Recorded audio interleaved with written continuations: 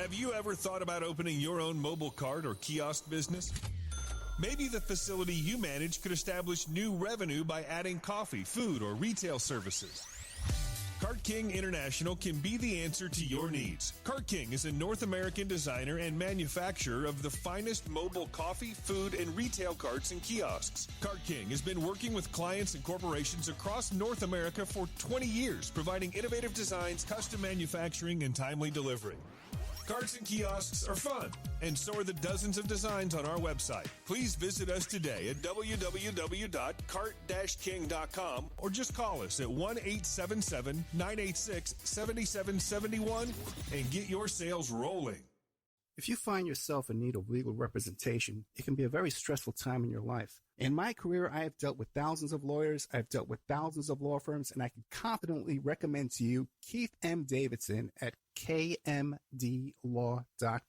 Available 24 hours, 7 days a week. Just log into kmdlaw.com. That's kmdlaw.com. Or you can call toll-free 833-4KMD-LAW. That's 833-4KMD-LAW. Personal injury, wrongful death, STDs, sexual assault, car accidents. They handle it all efficiently and professionally. It doesn't matter how imposing the opposition may be, because the team at kmdlaw.com are battle-tested and fierce. They will not stop until justice prevails. Go to kmdlaw.com or call toll-free 833-4KMD-LAW. If you're in for the fight of your life, stop screwing around and contact KMD Law. PureSoapFlakes.com, 218-568-2525. Have you ever heard of Castile Soap? Pure Soap Flake Company handcrafts fine soap bars, laundry powder, and concentrated soap flakes using organic vegetable oils from their northern Minnesota facility. Bathe your body and wash your clothes with Pure Soap products that are free of fragrance, GMOs, palm oil, sodium lauryl sulfate, and synthetic additives. Keep it clean, folks. Pure Soap Flake Company products are kind to living creatures and sensitive skin, safe for drains and waterways, and work great in high-efficiency washers and top and front-loading machines. They have a little promotion going on. Contact them to order some soap. Mention the Opperman Report. You're going to get a free gift. They're going to send a little extra soap, travel size, soap bars and laundry soap, cleaning soap flakes. I've been using that stuff all day long today. Great stuff. Order today at puresoapflakes.com or give them a call, 218-568-2525, 218-568-2525. Pure Soap Flake Company is a proud member of the Handcrafted Soap and Cosmetic Guild. Is your credit in bad shape? Do you need a new car? Ready to buy a new house? You want to rent an apartment? Are you going to apply for a job? Any one of these activities, they're going to ask for a credit report and then check out your credit score. Let Dynamic Solutions 2 erase your negative credit remarks. You go to www.dynamicsolutions2, that's the number 2.com, or call 424-888-2820. Now, if you enter promo code ED or you mention Ed Opperman, you get a 10% discount. How's that? You get a free consultation, all negative items removed, get back in positive credit position. Dynamic Solutions 2, life-changing dynamic financial solutions. It's the Opperman Report. Join digital forensic investigator and PI Ed Opperman for an in-depth discussion of conspiracy theories, strategy of New World Order resistance, high-profile court cases in the news, and interviews with expert guests and authors on these topics and more. It's the Opperman Report. And now, here is investigator Ed Opperman. And go. Okay, welcome to the Opperman Report. I'm your host, Private Investigator Ed Opperman. You can find me at Opperman Investigations and Digital Forensic Consulting through my website, emailrevealer.com. If you like today's show, check out our members section, OppermanReport.com, where we have all kinds of exclusive content you're not going to find anywhere online or on the air. And if you want to check up our archives are at Spreaker.com. You go to Spreaker.com, sign up for free, and you get an email notification anytime we put up some new information. There's a chat room, all kind of fun stuff there at Spreaker.com. Okay, today we have Professor Tim Gilmore, author of 19 books. He's got a website with a ton of content on it called Jack's Psycho Geo, JAXPSYCOGEO.com.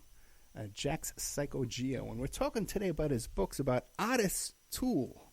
I've always called him Otis, but I've just been corrected and been educated on Ottis Toole. A couple of books. One is called Stalking Ottis Toole. And the other one is Stalking Ottis Toole, A Southern Gothic. And a new one coming out is Framing Ottis Toole. So we can see where Tim Gilmore is coming from. Professor Gilmore, are you there? I'm here. Great to talk with you. Thanks for having me. Yeah, thank you so much. Because especially I contacted you at the last minute and you came on for me. I really, really appreciate that. Happy to do it. Professor Gilmore is not a diva. I can tell the audience, okay? Very, very cooperative guest. So tell the audience, who is Tim Gilmore? I'm a writer, first and foremost. I have, as you said, I've got 19 books set in and around my strange spot of the world, my strange corner in Northeast Florida, where sometimes I say the Southern Gothic meets Florida man. And I've got a website, Jack's Psycho Geo, as you informed your audience, with more than 500 stories about strange and intriguing things that have happened in my part of the world that also connect in many weird ways to the rest of the world. I teach English at Florida State College at Jacksonville, and sadly, that probably sums me up. I think one of my nieces went to Florida State down there, either Danielle or Bianca Pohl. Perhaps you failed them, perhaps. You know, there's a lot of people. Yeah, I'm sure. And 19 books. A couple that popped out at me was Devil in the Baptist Church, Bob Gray's Unholy Trinity. What's going on there? Yeah, right. So Bob Gray, Robert Calhoun Gray, was pastor for decades at a church here in Jacksonville called Trinity Baptist Church. It was at one time the largest Baptist church in Florida. He was friends with, all of the best-known speakers and preachers in the evangelical world, Jerry Falwell and so on. And the church, which still exists and is much smaller than it used to be, but more prosperous than it used to be, covered up Gray's sexual abuse of children for about 50 years. The earliest allegation was from 1949, and they finally sent him out of the country when things looked like they would finally all come into the open. They made a deal with some families of victims in the 1990s, sent Gray to Germany as a missionary, and when he returned to Jacksonville, Florida, in the early 2000s, he was ill, and he was coming back home basically to die, and he came back home and was arrested, and all of the stories came out at that time, and the whole extent of the cover-up, which connects really all over the country, is just remarkable. It's remarkable that he got away with what he did, and no one ever, was sentenced to anything, and the church goes on. Fascinating. We got to have you come back and talk about that. That's right up our alley here. I'd be happy to. And it is just amazing how these cover-ups, so many people are just willing to just look the other way and help these guys. God knows what this guy did when he was in Germany. You know what I mean?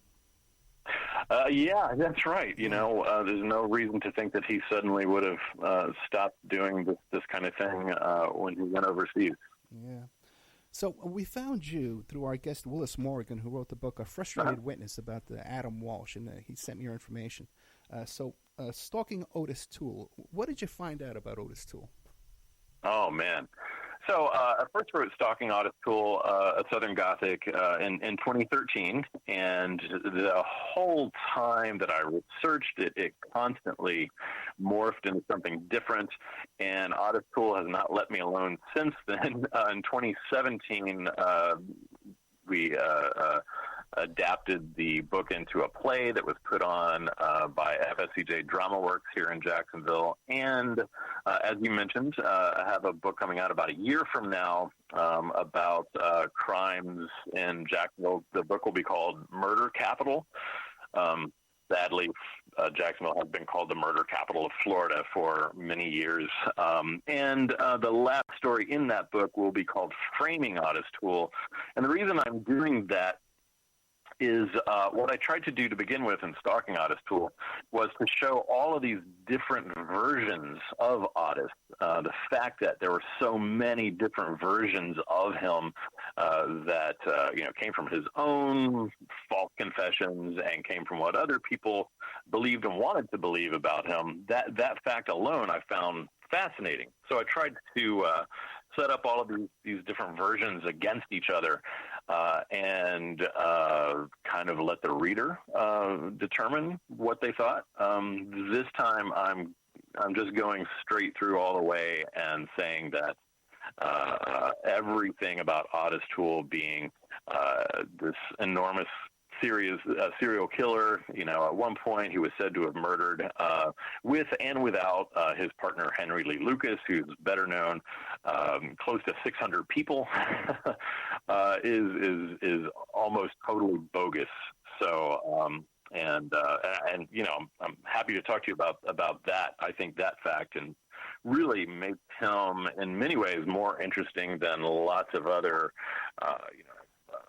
serial killers per se. Well, what is the official story these days? Are the authorities still sticking with that 600 number? No, they don't stick with the 600 number, and the official story, even the official story, is pretty scrambled. The thing is, at one point he said he had murdered hundreds of people.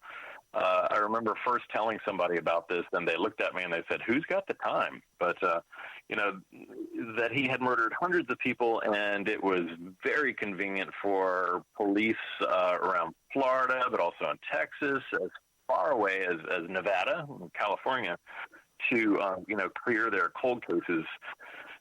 The main story that has always stuck with Ottis Toole is the murder of Adam Walsh, John Walsh's son. John Walsh, of course, being the longtime host of America's Most Wanted. Even that story, it's astonishing when you look at transcriptions of interrogations and all of the details about that case. It's astonishing that anyone could think that Ottis Toole actually murdered Adam Walsh.